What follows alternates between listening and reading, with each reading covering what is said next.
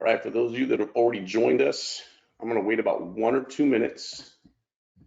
Well, first off, welcome.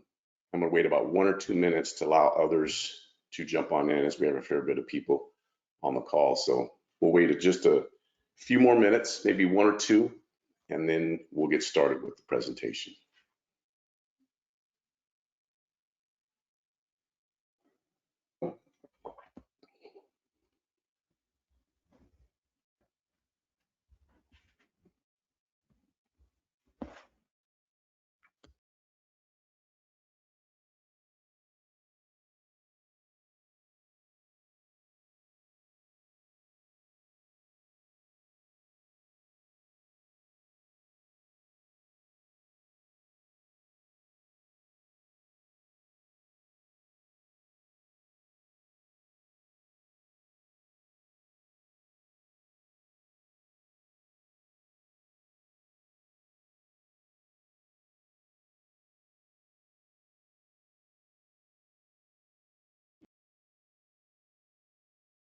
Okay, I'm going to go ahead and get started.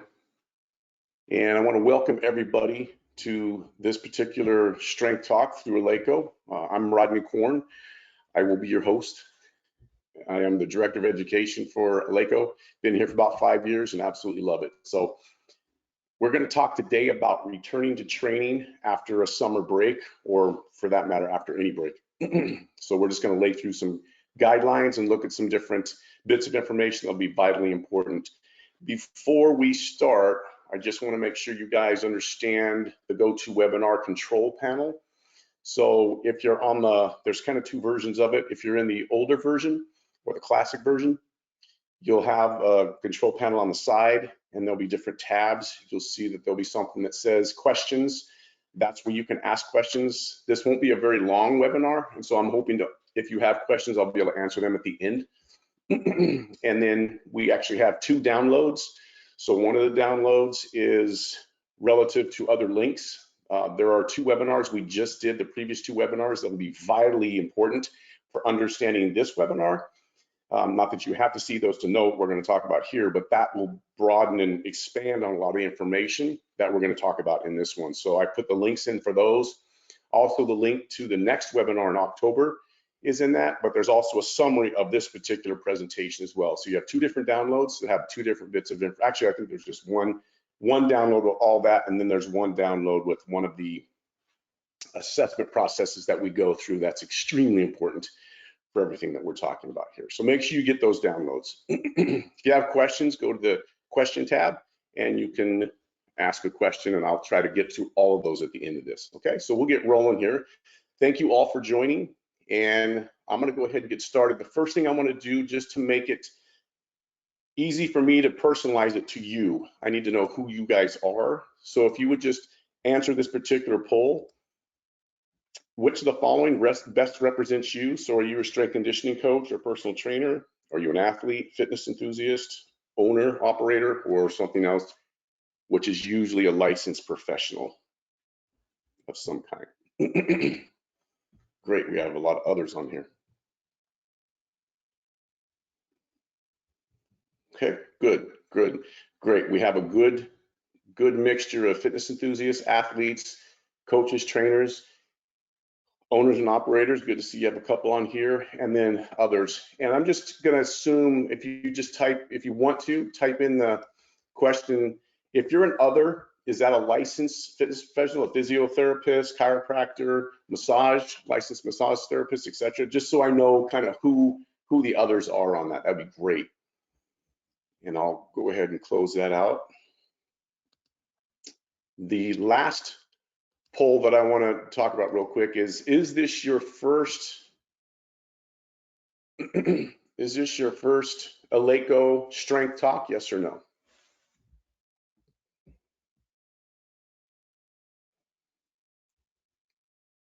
Beautiful, beautiful. Okay, we got about a 50-50 split. Okay, awesome. All right, enough with the mumbo jumbo. Let's get into the actual presentation right now. So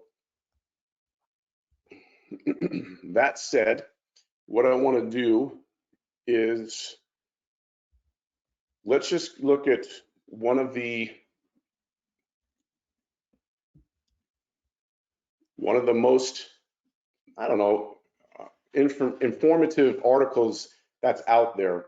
This reference is actually in the handout, so you can go look at the reference if you want in the handout. This is a great article that a lot of this stuff has kind of been taken from, only because it summarizes a lot of things in one place. There's tons of other, obviously, research and articles that are associated with this.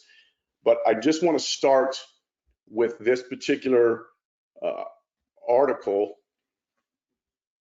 because it gives us a real good overview of what we need to understand. Now, this is more relative to athletes from a strength and conditioning standpoint, but the premise is the same. It doesn't matter whether you're an athlete, you're a fitness enthusiast, it doesn't matter who the person is that you're working with. So trainers, if you're working with the everyday client, then this still applies because it's the same physiology, it's the same body. So I just want to go through and highlight some of this information and just read it to you so you can see it. But basically what it's saying is training sessions, strength conditioning or irregular training sessions must be appropriately designed and implemented to reflect the individual athlete's current levels of fitness and fatigue so as not to induce excessive exertion. That is absolutely critical, especially when we're talking about what we're here for today, and that's if we've taken a period of time off. If you had a detraining period, whether it's been less training than a normal for you, or whether you've actually taken time off, especially through the summer. Some people go on vacations and they won't do a whole lot of training. They might walk and do some activity, but they're not doing the same level of training. Excuse me. So first off, we have to design and implement training sessions that are appropriate to the current level of fitness, and that's going to be key. We're going to talk about that in detail that more here in a second. The next component, also very important, an athlete's current level of their fitness and fatigue is dynamic. And what we mean by dynamic is that it's going to change. And what we're going to see is it actually changes hour to hour, day to day. So it's never going to be quite the same. You need to know where they're at when they see you, if you're training them, or when you step into the gym to start training. Because how you were earlier in the day or how you'll be later in the day is not how you are right now when you're training, and that's what your body is going to be doing when you go train. It's how you are right now at that point when you start to train. So an athlete's current levels of fitness or any person's current levels of fitness and fatigue are dynamic in nature due to the acute and chronic effects of sport training. In essence, what this is the acute and chronic effects of all stresses that your body goes through. That's why the last two webinars or the last two strength talks that we did, which you have a link to, are so vital because we discuss all of that in detail. So you have a detail of understanding what the stresses are and how they actually influence the body. We'll touch on it here a little bit. So it's the acute and chronic effects of sport training or just training in general. The training sessions, the nutrition, the hydration, the sleep, and other factors. That is vital because that is the foundation for why we at Eleiko have built the performance system that we have and why we detail and talk about information the way we do, is because this information has been known for decades, but it's not common knowledge in the strength and conditioning and the fitness worlds, and even the rehabilitation worlds by any means. Having a broad background in that as well. So why that's so important, because the incidence of non-contact related injuries, in other words, musculoskeletal injuries, has increased significantly because people don't pay attention to that, yet this information has been around for decades. So anyone who's returning or taking time off, if we don't get them to train or we don't train in a proper fashion, our chances of injury actually increase. And so they're much greater. Down at the bottom it says the risk of non-contact injury is significantly greater after periods of inactivity or decreased activity, especially when the training workloads and or recovery strategies. That is so important. If you actually understood what we're reading right here and we're able to go and apply that, which you will be when you watch this, and then the things we talked about in the last two sessions, you will change your training, you will change your clients' training, and you will be able to change how you influence their bodies and decrease the risk of injury dramatically. This is something this information is more prevalent today than it was 25 years ago when I first came into the industry as an educator. And if we could use this, it's just not being used. And some of the applications that we're using aren't physiologically correct. So go back and watch the last 2 sessions. Anyways, after decreased time, if we don't look at the workloads, meaning how much stress we're putting on someone in their training session or ourselves, and the recovery strategies, then we're increasing the risk of injury. And that's the bottom line with what we want to do. We want to get back to training at normal levels, but we want to do it in a safe and proper fashion. So let's just take a second real quick. Now that we understand that, hopefully I drove that point home, what happens when we take time off? We're going to get very, very, very simple with this, but let's just look at it. Within less than 4 weeks, decreases are seen in VO2 and cardiac output. So obviously we have a decrease in the cardiovascular system. Capillary density and oxidative enzymes have decreased. So the distribution of blood and the removal of byproducts and waste products is diminished. Obviously that's important. The muscle architecture and the muscle fiber types. This, I don't want to get too detailed in this, but this is essential. When we train, especially when we start training with a little bit more volume or load, we actually change the architecture of our muscle fibers, meaning we change the angles, it's called angles of pennation, or just the angles that the fascicles are, and that has a dramatic effect on our ability to improve strength and performance. Muscle fiber types also have the ability to change, and more specifically what happens is type 1 fibers, oftentimes in people, which are extremely vital, which is what we talked about in the last 2 strength talks. The type 1 muscle fiber is an essential muscle fiber, and it's always overlooked because we think performance is all about the type 2s. We got to get the type 2s more explosive, but if that type 1 doesn't turn on immediately and it doesn't stay on through the whole process, one, we don't have the ability to summate forces. We don't have the ability to get increased motor unit recruitment. If something's dropping out, then we lose the recruitment capacity, which means we lose optimization. But we don't have a stable joint because the type 1s have to immediately come on to stabilize the joint, so we have a solid platform from which to pull and move and push from a strength standpoint or power. So this is extremely vital. So muscle architecture, muscle fiber types, the connective tissue infrastructure decreases. Remember, we have a use it or lose it mentality in the body. That's just the way it works. If we're not using it the same capacity, the infrastructure of the tissues will start to degrade because they're not being forced to increase or adapt or change.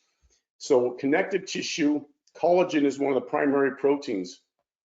If we're not constantly using something, using it appropriately, not overuse, if we're not constantly using something, we're going to lose the collagenous matrix or this fascial integrity that we have. It'll start to decrease because it doesn't need to be that high. If the body doesn't need something, then it won't do something. It'll decrease something. That's just how it works. And then finally, we have the neural activation. So we don't have the proper timing. Things aren't turning on and off the way that they should or with precision that we have. And when you put all this together, that's a recipe for disaster if you don't upscale and progressively increase into your training after time off. So one of the misleading issues is you can obviously find research, Isserin, they've done some research where they talk about the residual effects of training.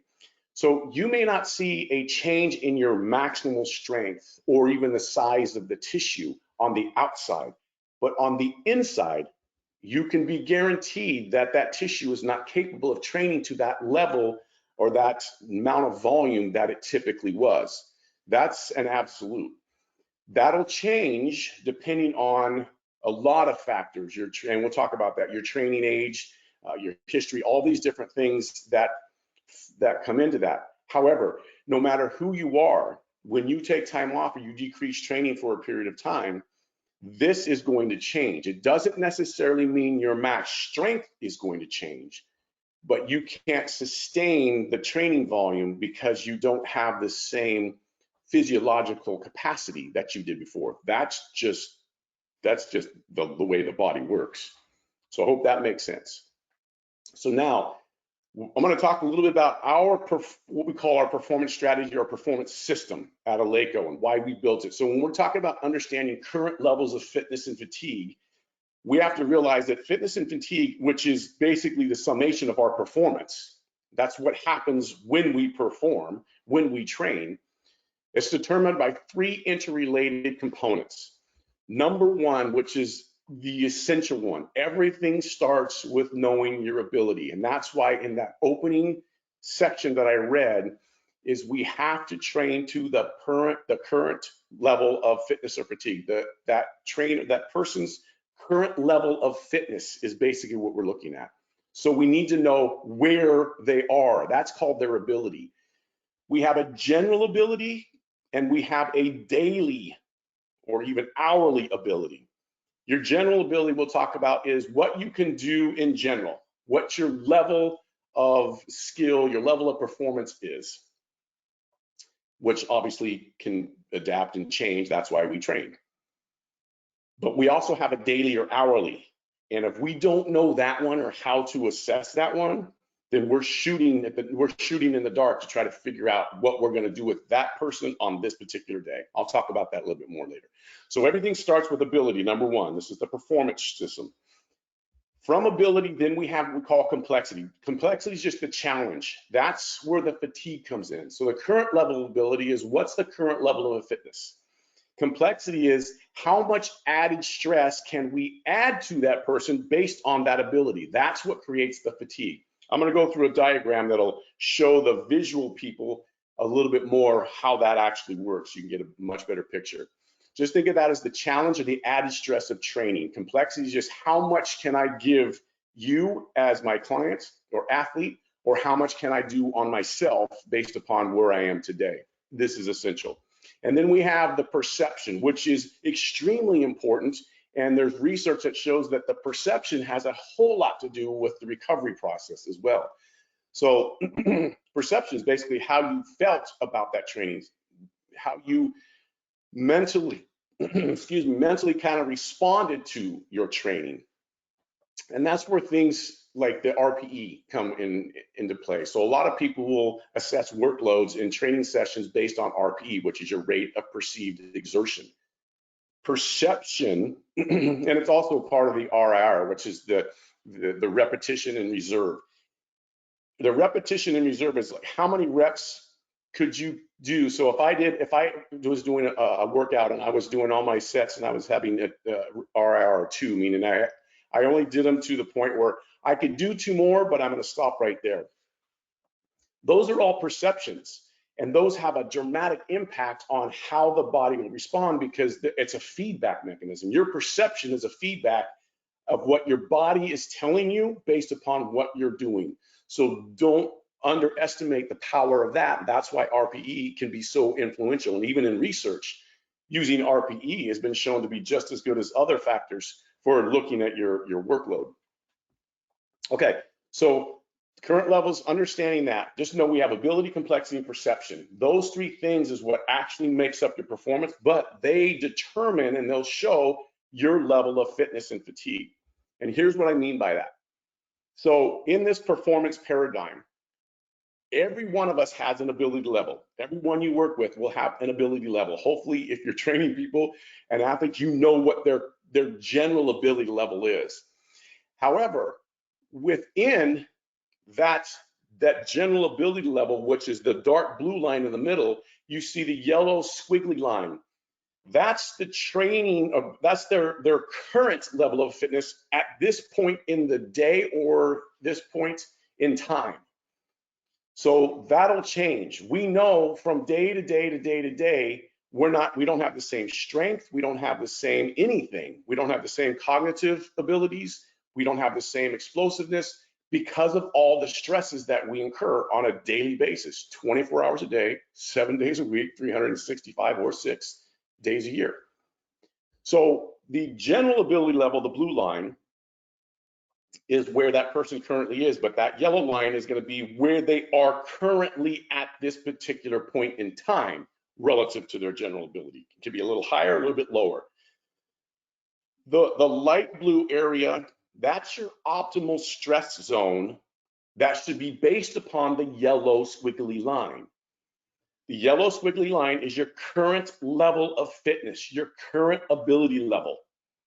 So if my general ability is here and I'm at a point where I'm at a little higher than that, then I can train slightly higher, which would be the upper half of the blue, the light blue area above the dark blue line. If I'm not feeling it too much today, then I have to bring it down below that dark blue line into the light blue area. So that light blue area is an optimal zone. If you get outside of that, especially too much for too long consistently, you're in a suboptimal, which means you're now getting into a higher risk factor. It's going to create negative perception, but more importantly, what that's going to tell you is if I'm too far above or too far below my training, my optimal training zone, then I am creating an increased risk of injury for somebody. Yes, training too low can be dangerous, more so for athletes, because if we don't train an athlete to the level that they need to perform at on their particular field, pitch, court, whatever it is that they may be doing, then we're not preparing the tissues to handle the stresses that they're going to incur. And matter of fact, for those of you that watch the American football, which has just started, we see that all the time because we have all these athletes that are not doing the preseason games. They're not working out. They're not actually playing in the preseason games. So when the season starts, they're not ready to handle those stresses, and all of a sudden we start getting all these injuries. That's because we're not using this particular process, which is very simple and very basic, especially for non-contact injuries. Contact injuries are a different story. Okay, so that's the performance paradigm. So when we do that on a consistent basis and we want to increase performance or performance enhancement, we can increase our current, or I should say our general ability level. We can create higher general ability levels, which then allows us to train at more workloads. But we still always, no matter how much our general ability level changes or our general fitness level changes, we still have an optimal level that we need to train within. I hope that makes sense to everybody. All right. We'll see if we have any questions here coming up at all. So I just want to take a second and make sure everyone's tracking, everyone's doing okay with that. Okay, so let's keep going. Returning to training guidelines. So let's get into what we're talking about now. So when we're returning to training, it's very simple. This is actually extremely simple. It's just you have to make sure that you do it methodically. Number one, return progressively. That means you should be ramping up back into a training, not starting back to where you were. And this is the biggest mistake I see people make all the time. Having been a trainer for umpteen years, having worked with all kinds of different athletes, Olympic, professional, collegiate, high school, regular clients, even older adults that I've trained, they'll go away and they come back and they want to get right back to where they were. If you've been off for a period of weeks or detrained for a period of weeks, less training than normal, and you jump right back to where you were, your tissues aren't able to handle it. So the first workout may not be that big of a deal, other than it might be excruciatingly painful. But if you sustain that, that's when we start getting aches and pains, you get sick, or all these other things happen because your immune system is shot. You can't handle the volume of stress that you're placing upon it. Return progressively. The main adjustment to consider is the amount of volume per training session. That's it. You have to, because the volume of training is the volume of stress that you're placing on the system. That's all it is. So we have to take care of volume. Volume primarily for what we're talking about is a combination of your reps, your sets, and the intensity of your load that you use. That's, from a simplistic standpoint, that's what we're talking about. Yes, all the acute variables play into that, but let's just keep it simple.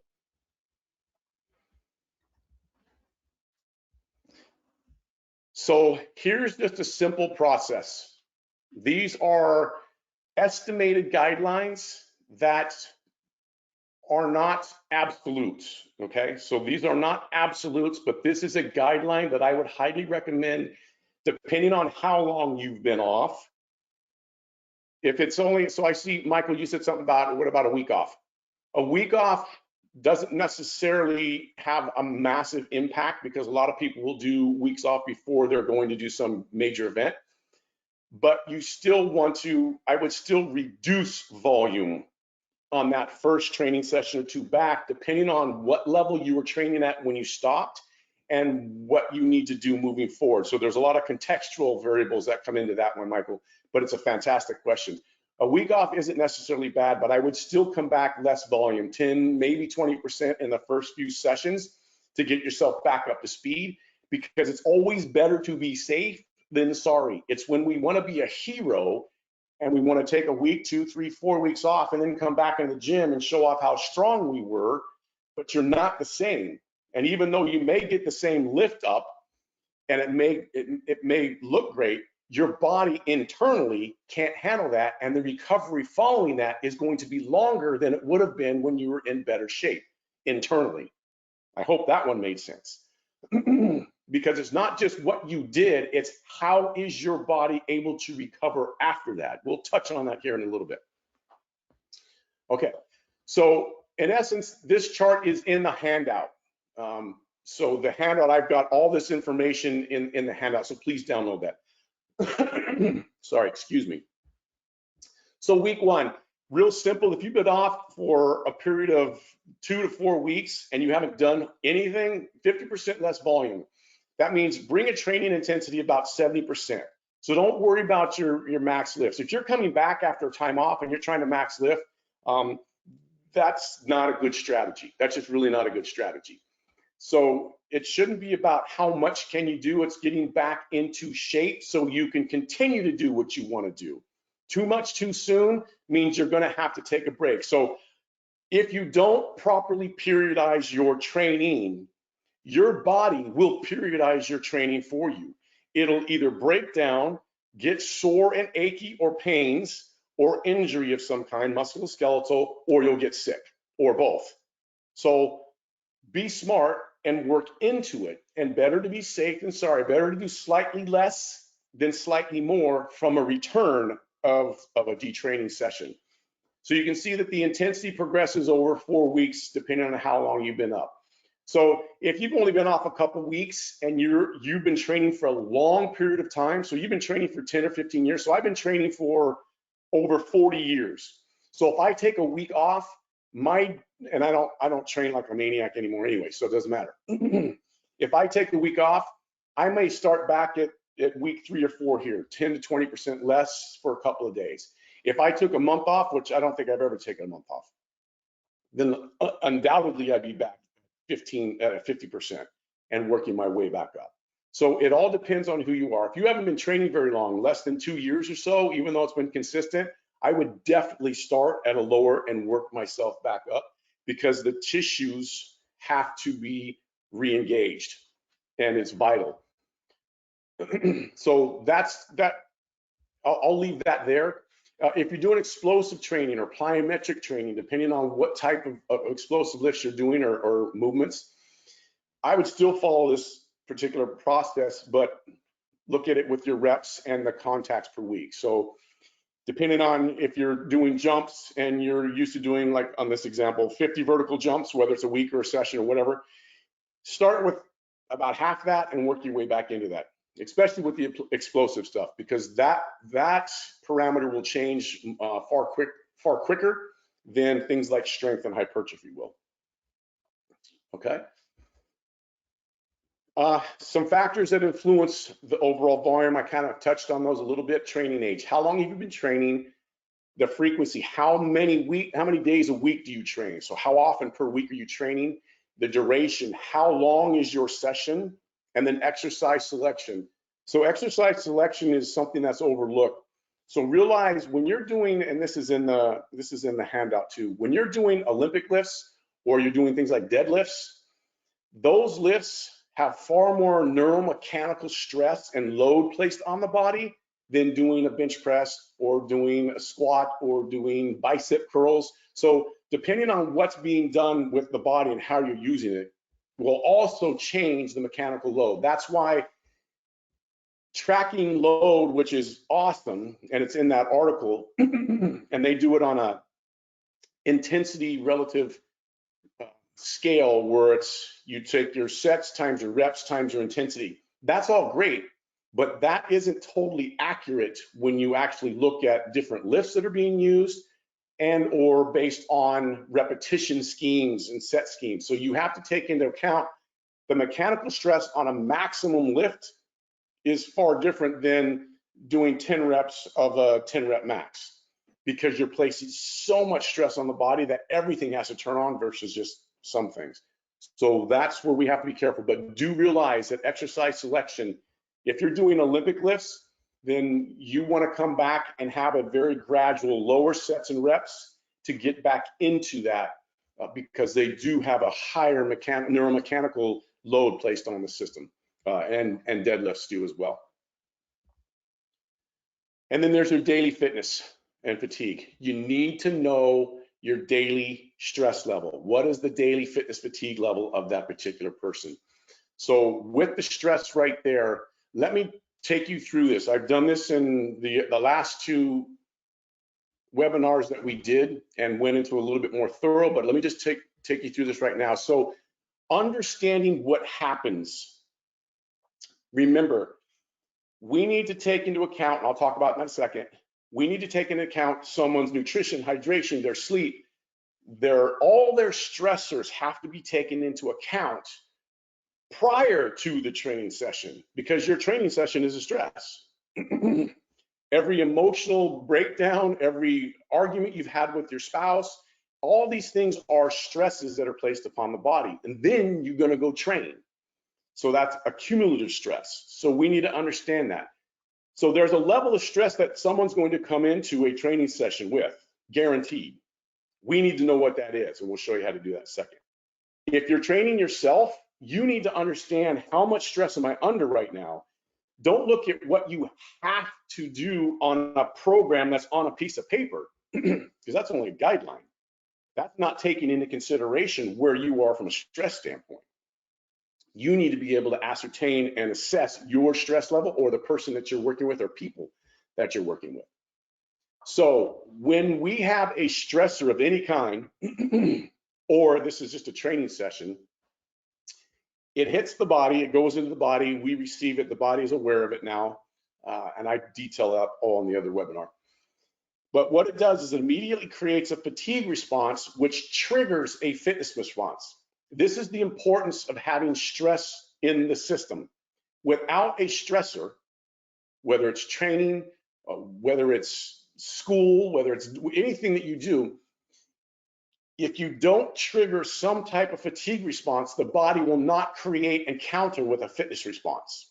That's just the way the autonomic nervous system works. We need to trigger one to stimulate the other one. So when we have that, and that's where, if you look at on the right side of this particular screen, you see the incoming stressors. You have all this water going into a bucket. That's what's happening, is all the stressors that we're under, training, whatever it is that we have, school, everything, all these things come into the body and they create a stressor. That triggers basically your immune response, which is a fatiguing response, which then counter triggers a fitness response. As the fatigue starts to subside, which is the body going into recovery, which is your immune system. This is all your immune system now.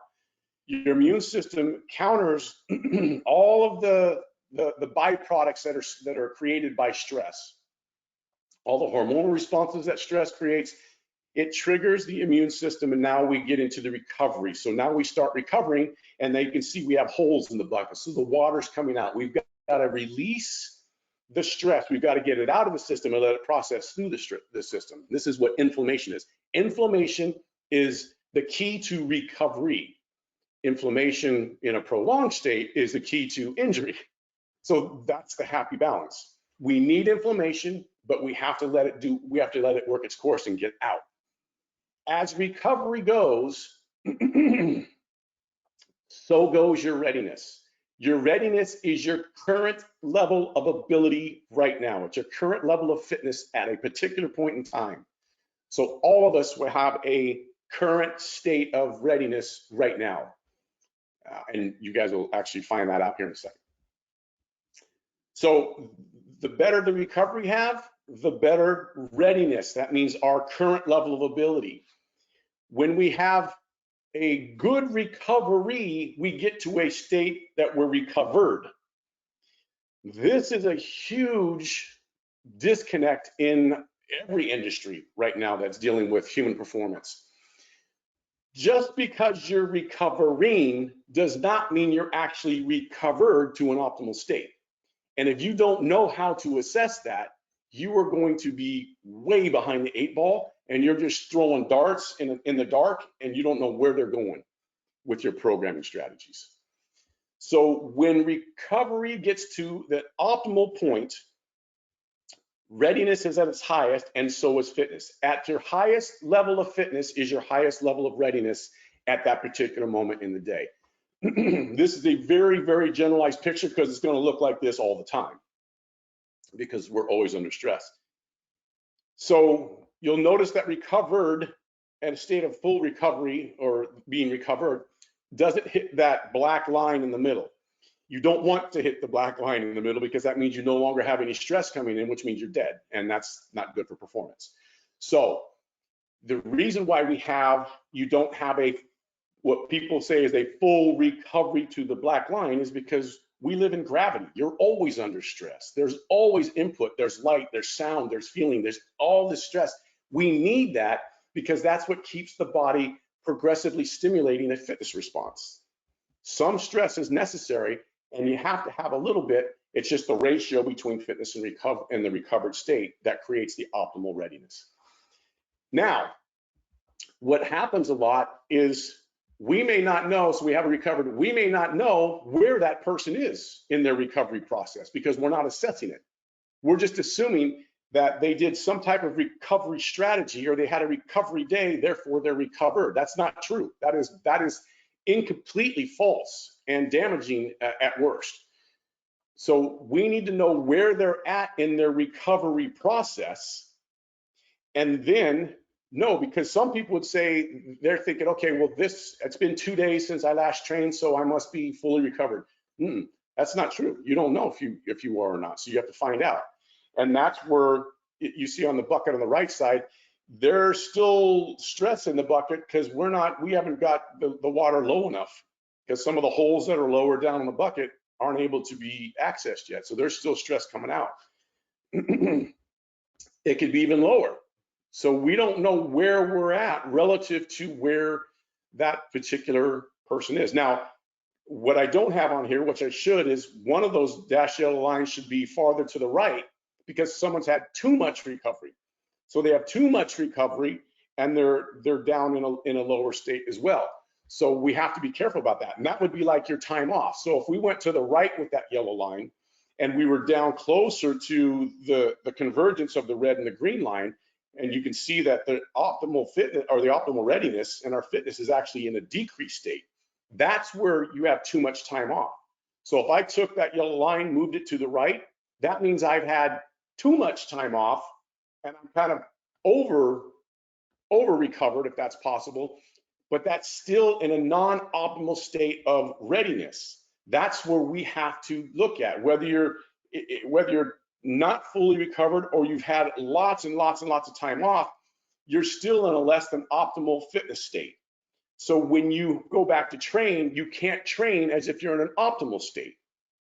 I hope that makes sense. That's how it works. And I apologize that I didn't actually put a yellow line over there because I pulled the slide and didn't even think before I did that. But that's where that yellow line should be. It should be farther to the right in what we're talking about right now.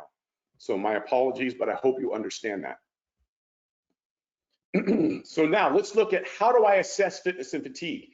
Very simple again. All these things are simple, you just have to do them. So fitness and fatigue, like we said, can change day to day, but it actually even changes hour to hour because of the stresses that we incur. And it can be subjectively measured.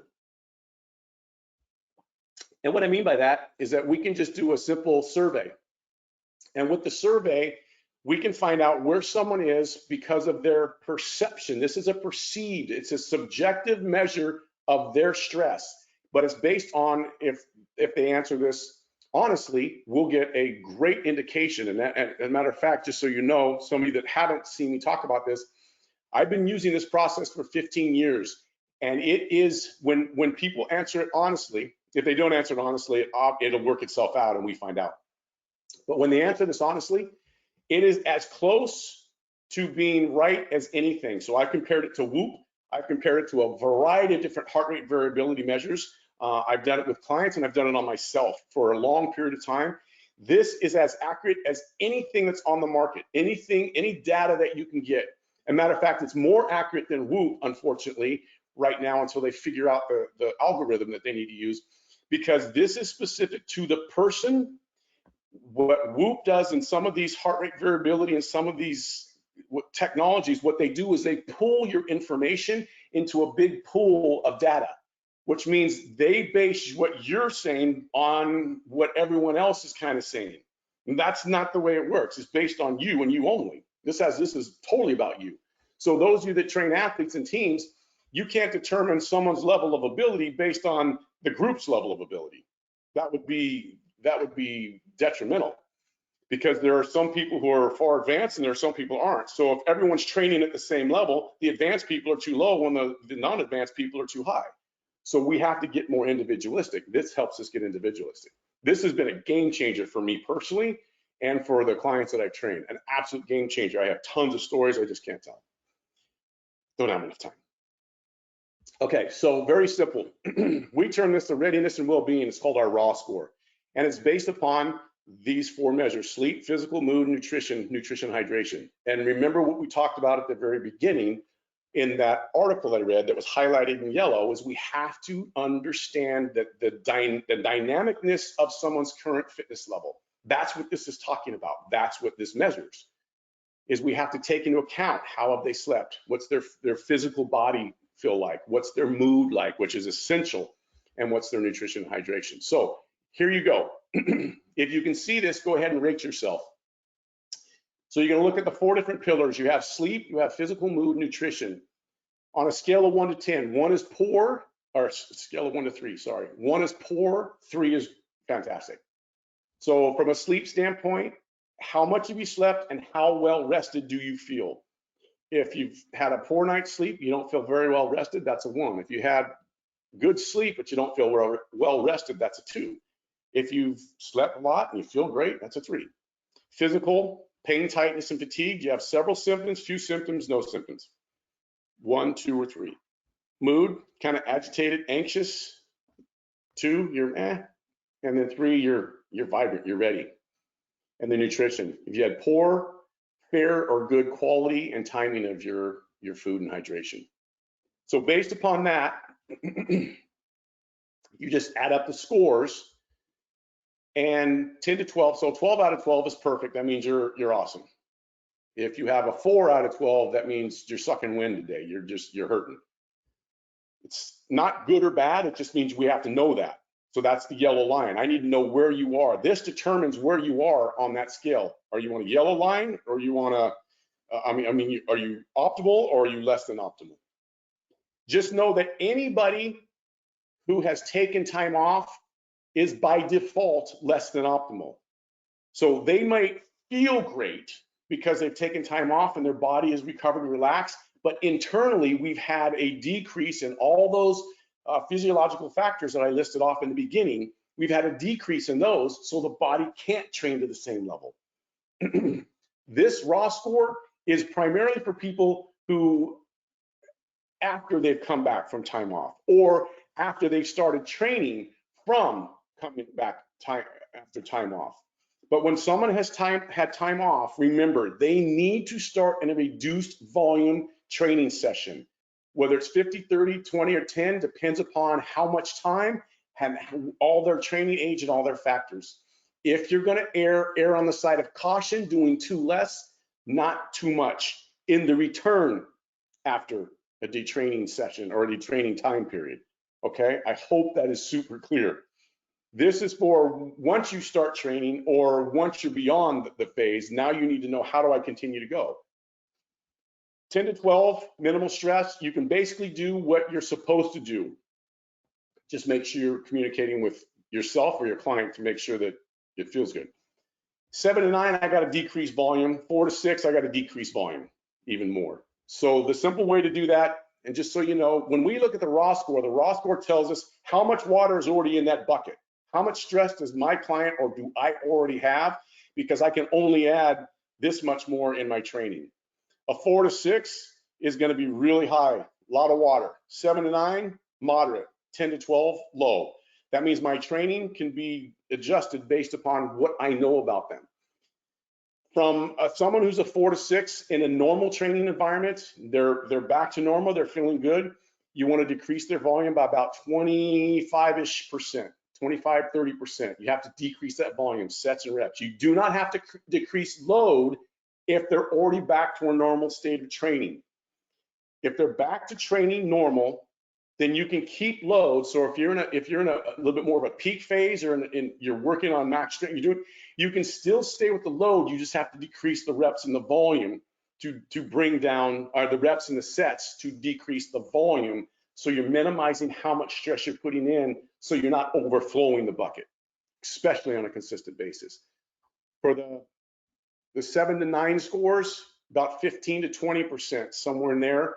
So it's just a moderate decrease. And again, same rules apply. All right.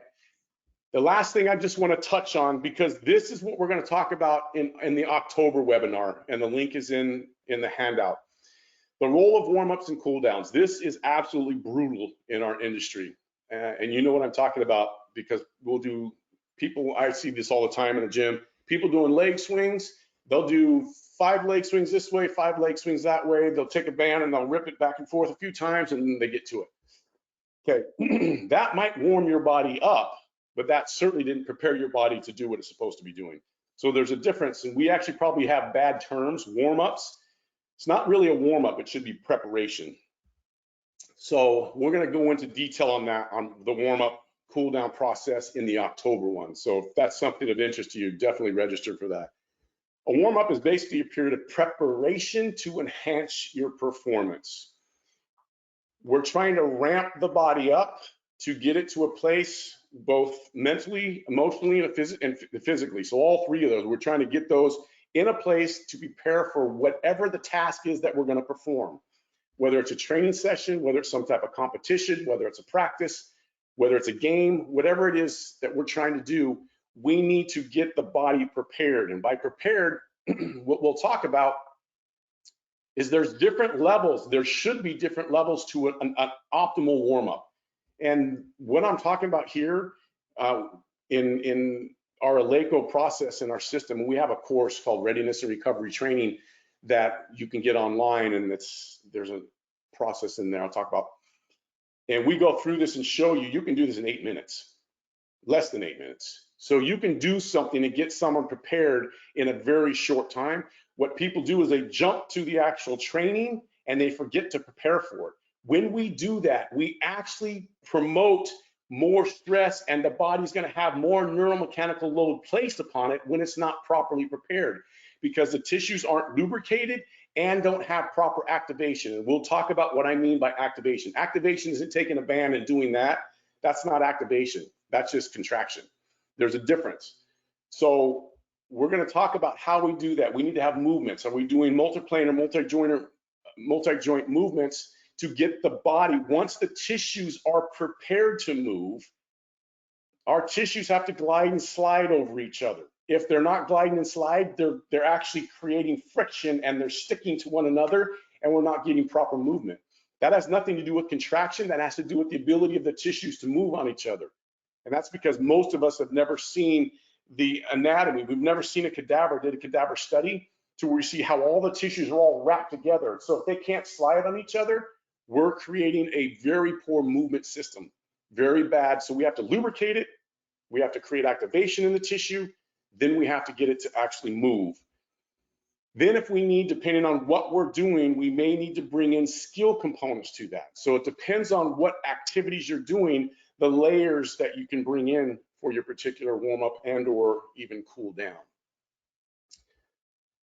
all the cool down is it's going in the opposite direction. Now we want to return the system to more of an anabolic state. So we want to recover. So we want to bring the system back down, but we want to bring it back down in a proper fashion. Usually from a tissue standpoint, works really well. Making sure that things are still lubricated and making sure things are still activated can enhance the recovery process. The amount and the activities that you perform in your warm up and cool downs are crucial. Too much is not good. Too little is not good. Just like too much stress in a training session is not good, or too little is not good. We need to get more close to the optimal with our training and our warm-ups and cool downs, which should be part of the training.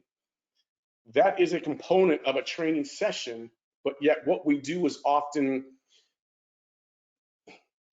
less than optimal. And I'll go through that in more detail in the next webinar. So that's it. That's where we stand. So there's some information. If you're going to jump on and get any of the education that we have, use that code. It's a 20% discount code, the Eleiko webinars. And that's kind of where we're at. So let me see what we have from questions right now. See what we got going here. If you are working with a team environment, would you just have set weights and parameters planned out that athletes can use to adjust the program accordingly? Great question. So if you have a team that you're working with, and that's what this article kind of really is talking about. If you know everyone's RMs, if you know they're one RM on things, then you can base what they've typically done, or you have set programs that they've been doing and everyone knows the weights that they've been using, so to speak. Then what you can do is you can tell, you can either, the way, it depends on how you do it. So if you have boards or you have charts, or you have programs, you have things that they do, all it is you take that and then it goes half of what that was. So that first week, we're going to do half of everything that we did in kind of our optimal state. And then the next week, we're going to do the 30% version of that. So you can list it out. So you could definitely have stations that have set weights, but that means, is that person, are those people able to do that? Because everyone's going to have different. So you can categorize and group the team based upon their performance, meaning what's their RM, depending on what the workout or what was the load that they were doing in specific exercises or lifts that were happening. So you could have lower levels here, moderates, and higher there. And by the way, you can also, if you're using the raw score after someone's returned from training and you guys are back to normal, you can use the raw score in the same way. So if you're a 4 to 6, then they know that you can leave the loads basically the same once they've returned. So the loads can stay the same, but let's say you're doing 5 sets of 5, just to make it simple. 5 sets of 5. So the 10 to 12s, you're doing 5 sets of 5. The 7 to 9s, you guys are doing 4 sets of 4. And the 4 to 6s, you guys are doing 3 sets of 3. So that's how you can quickly adjust using a raw score. So everyone is training that's taking into consideration their current level of fitness. So I hope that helped, Edwin. That was a fantastic question. And we can, obviously, Edwin, we can talk about that in more detail on a call since we have a connection. What if they are all 3s except for physical? Okay, that's a great one.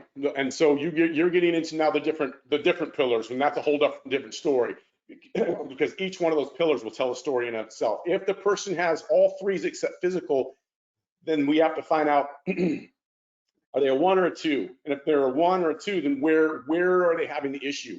Is it systemic? Is it all over?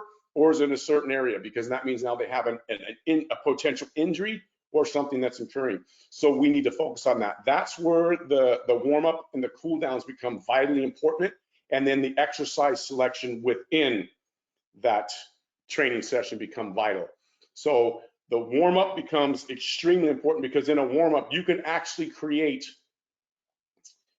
change how somebody can move in a warm-up if you do a warm-up properly. And this is where the activation becomes extremely vital. And I'll talk about that in the next webinar. That's a great question. So yes, just find out what it is, and then that's something that you want to take care of in the warm-up.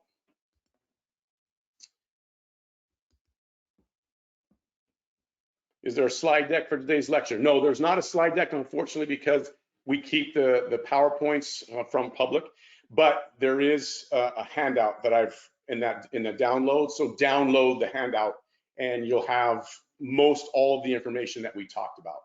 So I hope that's helpful. If there's no other questions, then we have completed today's webinar. I want to thank you all for being part of this. Thoroughly enjoy, and Eleiko is proud to be able to offer you guys as much information as we can. Don't forget, next month on October 23rd, we'll do developing effective warm-ups and cool-downs and kind of detail a lot of factors. Just know that there is no one perfect warm-up, no one perfect cool-down, and not everybody should be doing the same thing. So there's a lot of variables. We're going to talk about a lot of information. Now it comes up to you to understand what you do, but we'll give you resources to find out ways you can do it. So we'll be talking about a lot of cool stuff in that one. Otherwise, thank you so much. Appreciate your time. And you guys have a wonderful next month. Hope to see you again in October. Bye-bye.